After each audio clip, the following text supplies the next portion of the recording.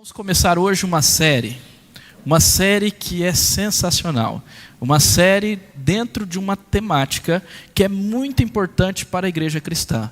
A temática é mordomia cristã. Eu não sei se você já ouviu essa temática. Aqui nós temos uma das temáticas que deve ser a base do nosso cristianismo, do nosso discipulado. Nós precisamos aprender desde o início do nosso cristianismo o que é mordomia e a sermos de fato mordomos do Senhor. E introduzindo toda a série, antes de entrarmos no tema desta noite, o que é mordomia? O termo mordomia é usado para referir a responsabilidade que Deus deu ao seu povo de gerir todos os recursos que Ele dá. Deus dá a nós recursos, e isso aqui não está falando meramente de recursos financeiros, mas também Deus nos dá talentos, Deus nos dá dons, Deus nos dá recursos financeiros, Deus nos dá a nossa família, Deus nos dá pessoas, e tudo isso Deus nos dá para que nós possamos cuidar.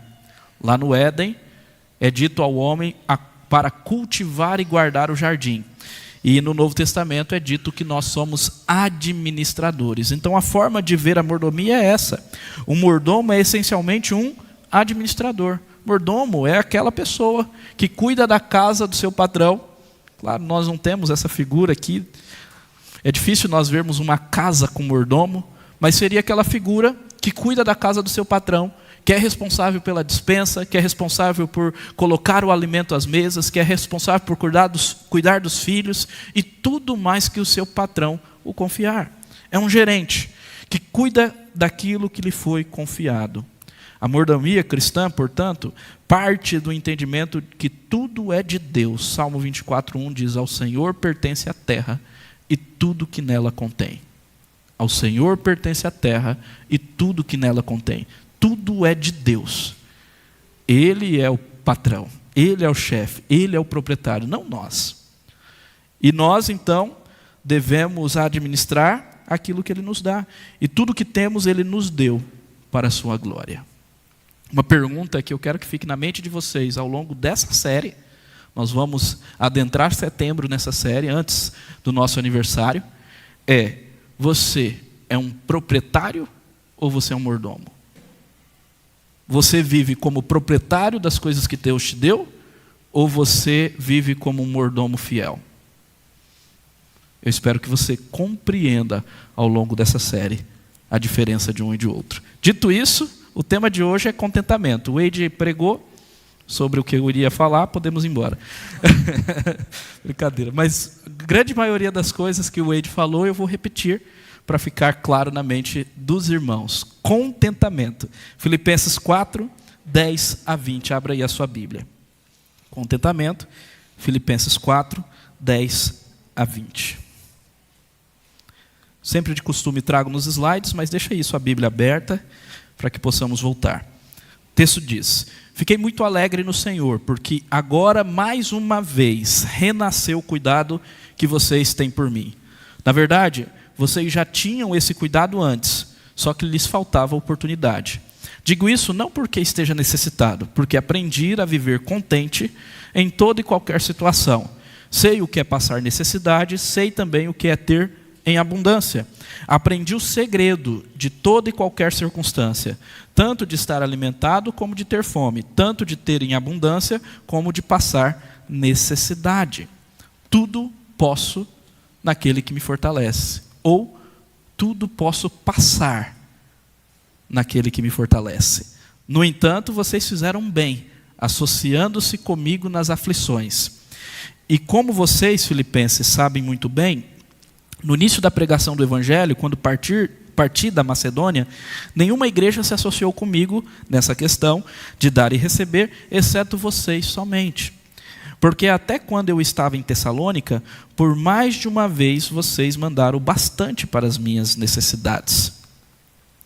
Não que eu esteja pedindo ajuda, pois o que realmente me interessa é o fruto que aumente o crédito na conta de vocês.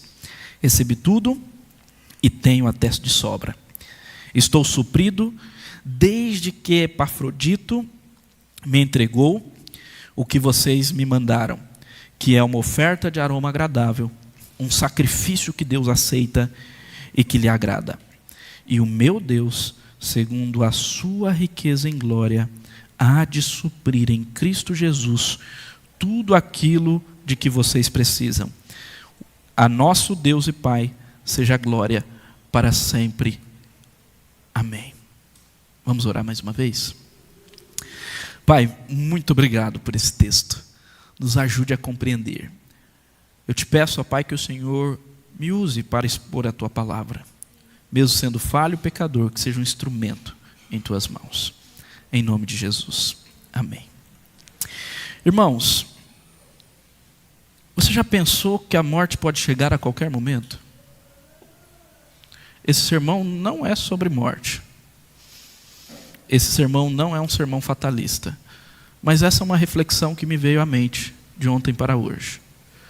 Nós estávamos ontem celebrando o casamento dos nossos irmãos Herbert e Elivânia. Chegamos em casa, por estarmos offline no casamento, quando chegamos em casa que recebemos a notícia da partida do vô da Esther.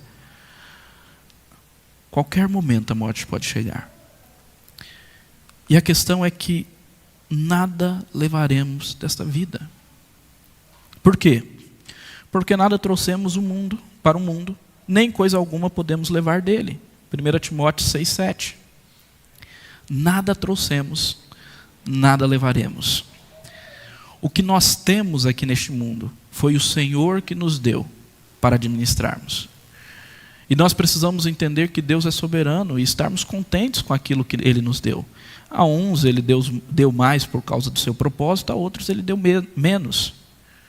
Mas o ponto é, nada levaremos. O que é mais importante nessa vida não é o que temos, mas é aquilo que ganhamos em Cristo. É com quem nós nos relacionamos. Se nós temos o nosso Senhor Jesus Cristo em nosso coração, se somos dele, isso que vai fazer a diferença. Não se somos ricos ou pobres, se temos muitos dons e talentos ou não, se temos muitos diplomas ou não. Isso não faz diferença nenhuma. E aí, qual que é o contexto dessa carta? Paulo falou isso nessa carta, quando ele disse que tudo aquilo que ele tinha, ele era judeu, benjamita, ele considerou como refúgio, literalmente esterco, um montão de bosta. Tudo. Por causa do quê? Da sublimidade do conhecimento de Cristo. Ele está nos mostrando o que realmente importa. Essa carta ele escreveu com esse propósito. Ele escreveu com o propósito de motivar os cristãos filipenses a não ficarem tristes por causa das suas cadeias.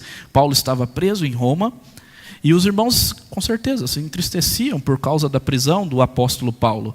Então Paulo escreve para motivar os irmãos, não fiquem tristes. O evangelho também é pregado por meio dos meus sofrimentos. E tudo aquilo que eu considerava como glória, eu considerei como perca, por causa do conhecimento de Cristo, por causa do serviço a Cristo, independentemente de eu estar numa masmorra ou não.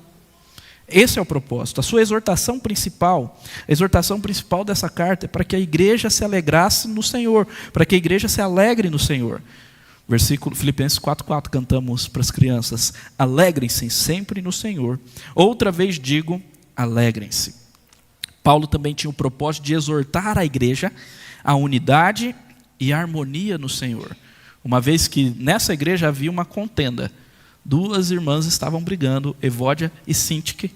Isso ficou registrado para a história do cristianismo. Essas duas irmãs brigando, que precisavam pensar concordemente no Senhor, justamente para nos mostrar que nós precisamos de unidade e harmonia.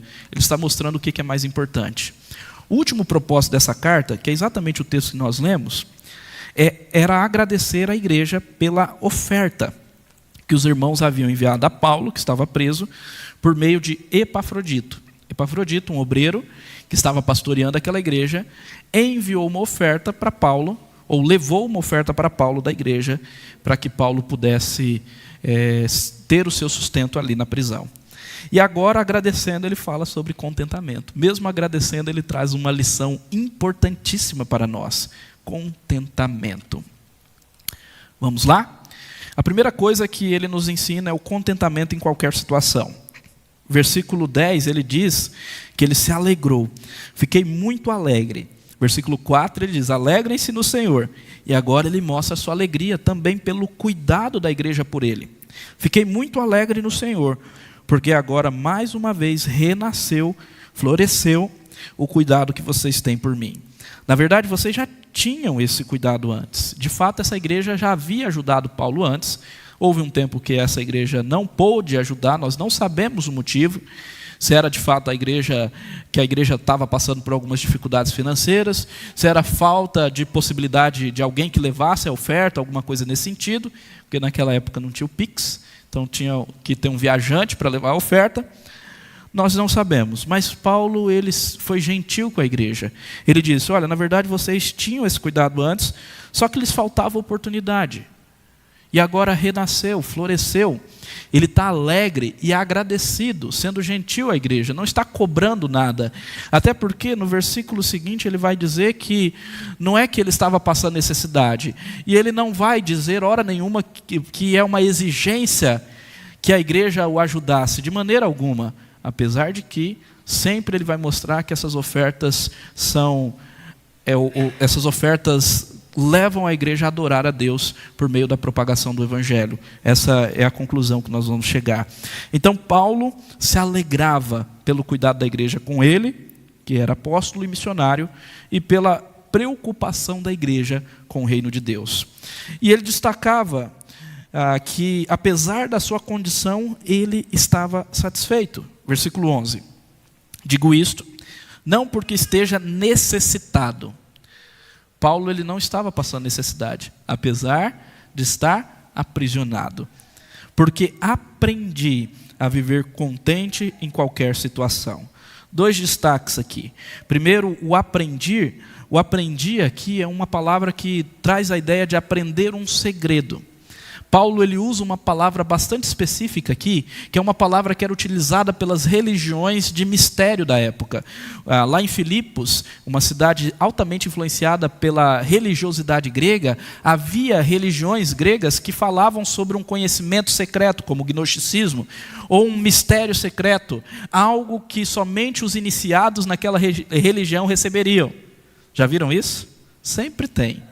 Nós temos muitas religiões hoje que dizem que só os iniciados receberão conhecimento secreto. E Paulo está dizendo, eu aprendi um segredo. E vocês que são iniciados, aprendam também. Só que o segredo ele já nos revela. Ele não deixa secreto. Por isso ele usa muito, este é o mistério de Cristo. E ele revela qual que é o mistério. Então ele está dizendo que ele aprendeu um segredo. E qual é o segredo? O segredo de viver contente. Ele vai explicar mais esse segredo. E mais uma vez, a palavra contente é significativo. Porque o termo aqui, contente, também era um termo utilizado pelo estoicismo na época. Uma filosofia grega que pregava a autossuficiência, a austeridade, para você se libertar das mazelas deste mundo. Então ele está dizendo, olha, eu aprendi a ser autossuficiente. Não, ele está dizendo, eu aprendi a ser contente ou a ter a suficiência não em mim mesmo, em outra coisa ou em outra pessoa. Ele está refutando o estoicismo. Enquanto o estoicismo louvava a autossuficiência, aquilo que você não precisa do outro, a resignação, Paulo está dizendo, não. A nossa satisfação, o estar satisfeito, não está nisso. Está onde então? Agora nós vamos ver. O versículo 12 é melhor entendido na NVI. Eu trouxe ele aqui.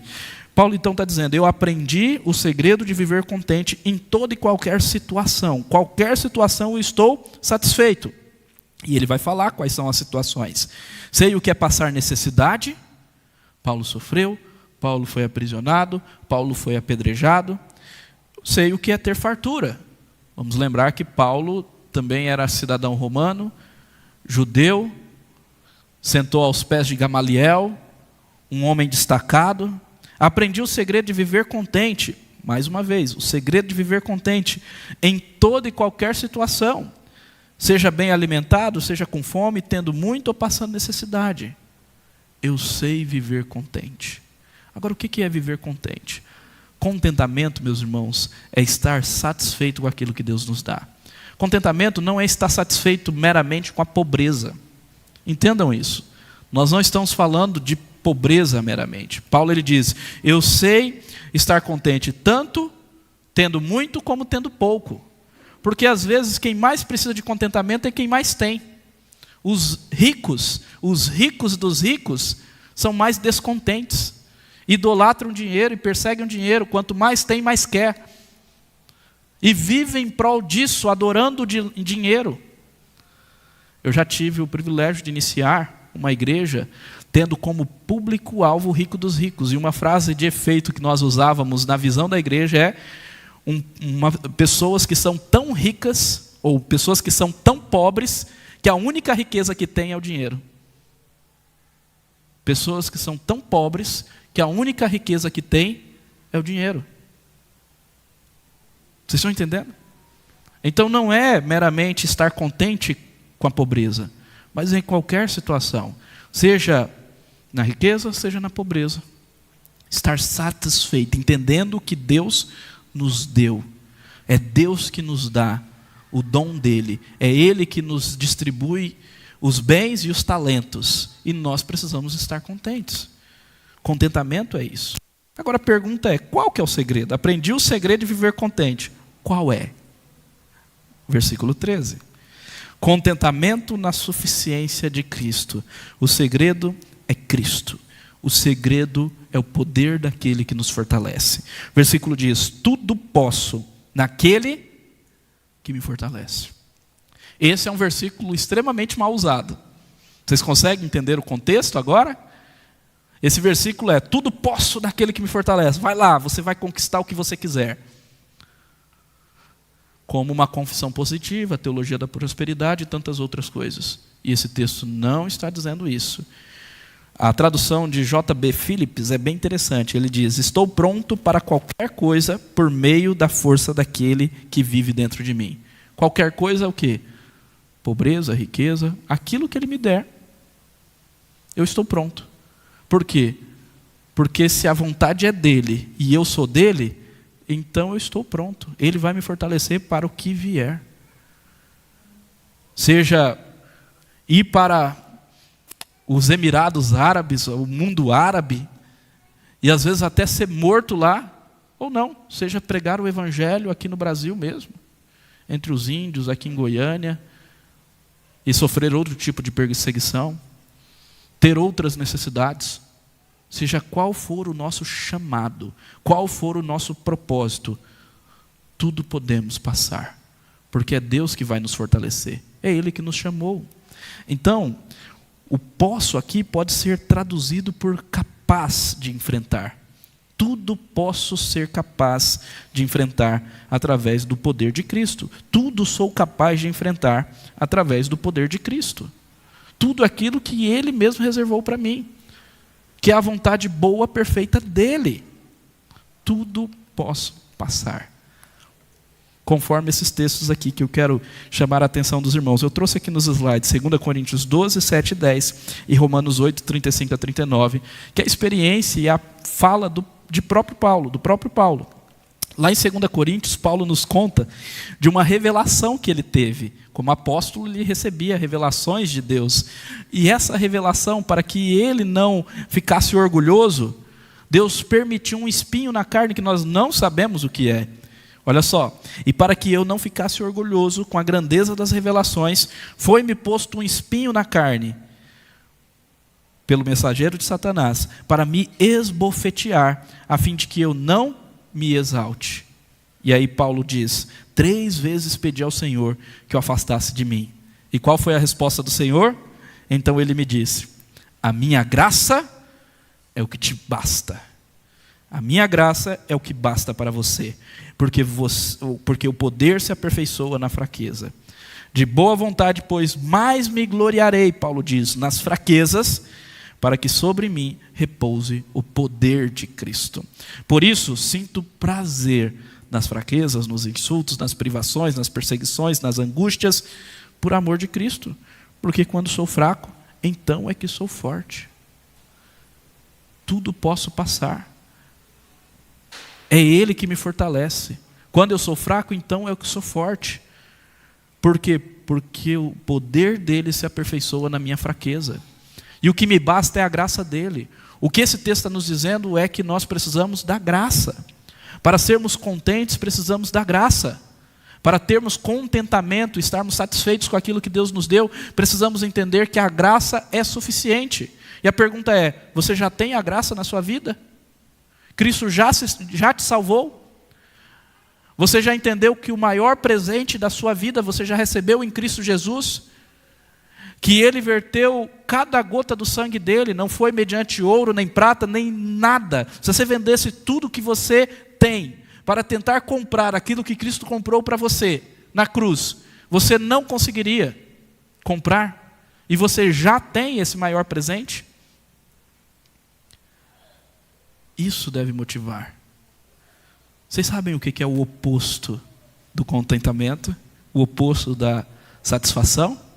Insatisfação, reclamação e principalmente ingratidão. E aí, como que está o seu coração? E Paulo então, em Romanos 8, 35 a 39, ele nos diz: quem nos separará do amor de Cristo? Será tribulação, ou angústia, ou perseguição, ou fome, ou nudez, ou perigo, ou espada? Como está escrito: por amor de ti somos entregues à morte continuamente. A nossa vida neste mundo é uma batalha constante. Nós seremos perseguidos, entregues à morte, seremos como ovelhas para o matadouro todos os dias. Essa é a realidade do cristão. Agora, em todas essas coisas, somos mais do que vencedores por meio daquele que nos amou. Nós cantamos o amor de Deus. E nós precisamos entender que a vitória nós já temos. E isso deve produzir contentamento no nosso coração.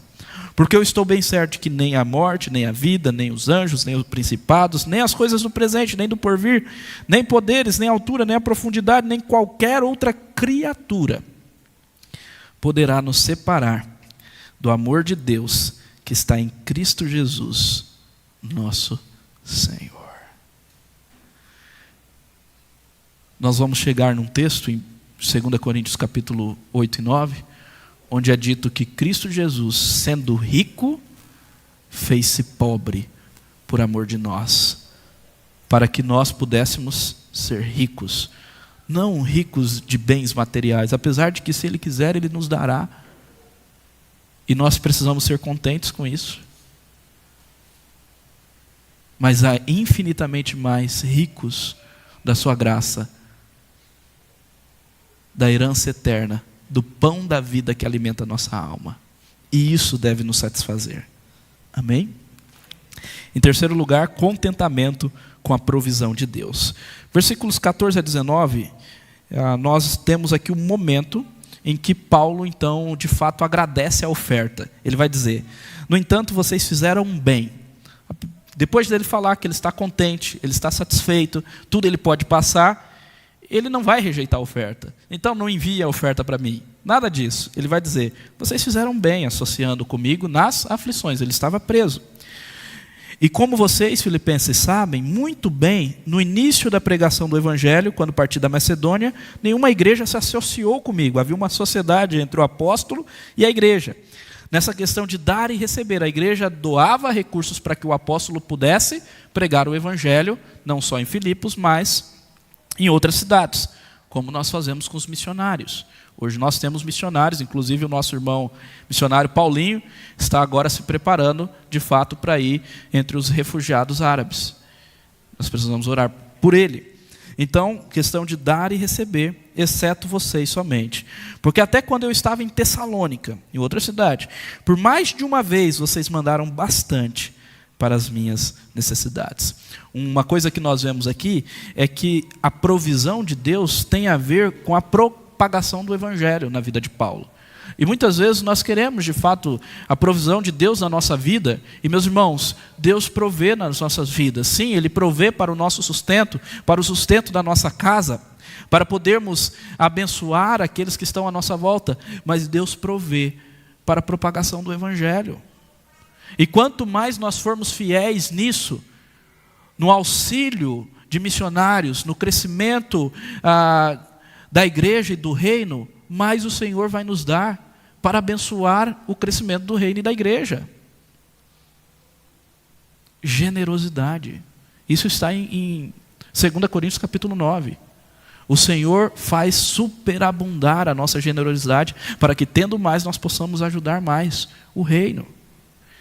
Então, visando a propagação do Evangelho, a providência de Deus está, sim, no cuidado dos nossos lares, mas na propagação do seu reino.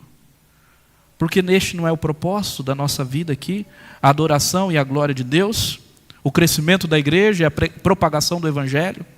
Nós não podemos esquecer disso. Não podemos esquecer. Eu fico muito feliz quando o irmão fala: pastor, ore para que minha empresa cresça, porque eu quero abençoar os missionários. O problema é quando a empresa cresce e não abençoa os missionários. Esqueceu de tudo. Esqueceu do propósito da vida. Essa vida terrena se tornou mais importante. E Paulo está dizendo: vocês fizeram bem. Vocês fizeram bem. E Deus proveu na minha vida, porque por meio de vocês eu recebi o bastante. Olha só, versículo 16 novamente. Por mais de uma vez vocês mandaram o bastante para as minhas necessidades. No versículo 17 ele diz que teve até mais do que ele precisava. O bastante. Deus vai prover aquilo que nos é necessário. Se é Ele que nos chamou para cumprir a vocação dele, Ele irá prover. E até mais, conforme a sua vontade e para a sua glória. Amém? Por isso o texto termina: segundo a riqueza da glória do nosso Senhor. Versículo 17 diz: não que eu esteja pedindo ajuda. Paulo não está pedindo ajuda. É muito interessante isso. Paulo, ele sempre teve uma postura ética com respeito ao dinheiro.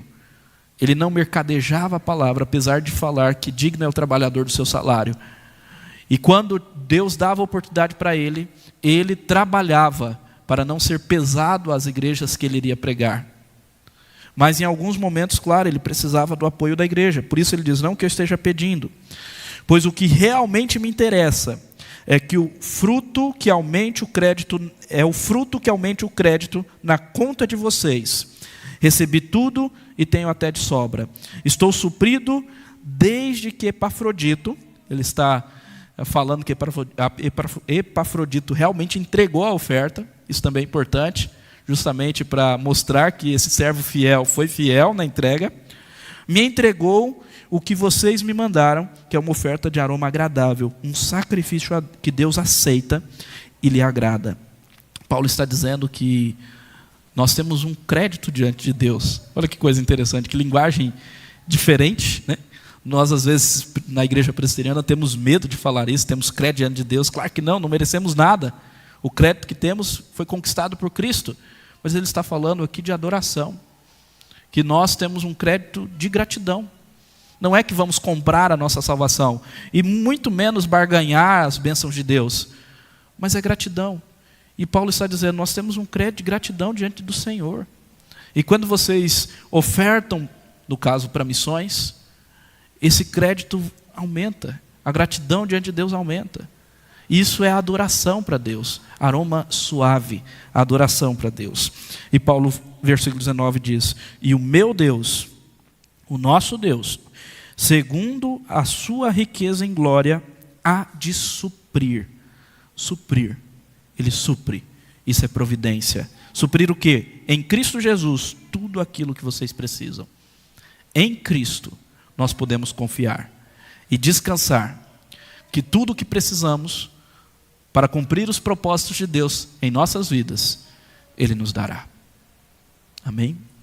E então o texto finaliza com a adoração. Contentamento que nos impele a adorar. O nosso Deus e Pai, seja a glória para todos sempre. Amém. Se vocês entenderam bem, os versículos 17 e 18 também falam de adoração. Esse crédito que nós temos diante de Deus é crédito de gratidão.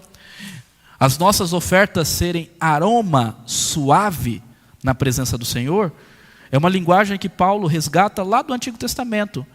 Quando era feito o sacrifício do Senhor, e ali era queimado o sacrifício, carne queimando, churrasco sendo feito, também tinha que ser aceso um incenso, com um cheiro suave, para que o cheiro da carne e o cheiro do incenso subisse à presença de Deus. E o texto diz que Deus aceitava isso como aroma suave, como adoração, lembrando do sacrifício de Cristo Jesus. Então Paulo resgata essa linguagem e diz, olha, o que nós ofertamos a Deus é adoração. Meus irmãos, entendam, não estou falando somente de dinheiro, estou falando de dons, estou falando de talento, estou falando de serviço, tudo é adoração, é aroma suave. A pergunta é, como tem sido o seu aroma suave a Deus? Por isso que nós temos que dar o melhor, fazer com excelência. Às vezes a gente dá para o Senhor o que resta, o que sobra, incenso vencido, que tem um cheiro ruim, e queremos que Deus continue nos abençoando. Vocês estão entendendo? Sermos mordomos de Deus significa que tudo é dele, e que importa é que o nosso Senhor cresça e nós diminuamos. Nós aprendemos isso quando estudamos João, capítulo 3. Qual é o incenso que você está oferecendo a Deus? Às vezes você está descontente com a sua vida, descontente com aquilo que Deus te deu, e isso para você é justificativa para oferecer nada, ou pior para Deus. Não é o caminho. Paulo ele está nos ensinando que o contentamento deve nos levar à glória. Ao nosso Deus e Pai seja a glória para sempre. Amém. Qual é a oferta de aroma suave que você tem oferecido a Deus? Como praticar? Primeira coisa, adore ao Senhor por tudo que Ele tem te dado e com tudo que Ele confiou a ti para você gerir nessa vida. Pergunta, você tem agido como proprietário ou você tem agido como mordomo? Você tem idolatrado aquilo que Deus te deu, de maneira que você tem agarrado de maneira avarenta. E não tem nada por causa disso. Vamos chegar lá. Lembra daquele que enterrou o talento e não multiplicou? Vamos chegar lá. Esse é um dos textos que nós vamos aprender. Adore ao Senhor. Se arrependa da amargura, da insatisfação, das reclamações, da inveja. Do outro é melhor, a família do outro é melhor, o casamento do outro é melhor, o emprego do outro é melhor, a igreja do outro é melhor, o carro do outro é melhor. Tudo do outro é melhor. Inveja. A maledicência. Uma pessoa maledicente é uma pessoa descontente também. Fica falando mal dos irmãos, fala mal de tudo, fala mal de todos. Uma pessoa descontente, amarga, amargurada, que talvez precise até de conversão. Não conheceu a Cristo. Porque se conhecesse, seria liberto da maledicência. E principalmente da ingratidão. Quer ser contente? Exercício para o dia a dia. Agradeça. Agradeça o tempo todo. Busque contentamento em Cristo Jesus, através da força e suficiência dele, e confiando na provisão e sustento que ele nos traz. Tudo posso na força, no poder daquele que me fortalece. Busque nele. Ele foi contente em nosso lugar, para que nele nós pudéssemos ser contentes. A insatisfação é algo natural da nossa vida, mas Cristo foi contente. Ele foi o nosso substituto, para que nós pudéssemos ser contentes. Por fim, creia no poder de Cristo. Renda-se a Ele e que sua vida seja para a glória dEle, como um mordomo do Senhor. Creia no poder de Cristo. Creia que você é um filho amado. creia que você já recebeu o maior presente do Pai. Renda-se a Ele e viva para a glória dEle, como um mordomo. Tudo que Ele te deu é para você gerir, para você cuidar, para você administrar, para você dar a destinação. Sim, isso aqui vai para a escola do meu filho, da minha filha. Isso aqui vai para a alimentação. Isso aqui vai para a missão. Isso daqui vai. Ele te deu.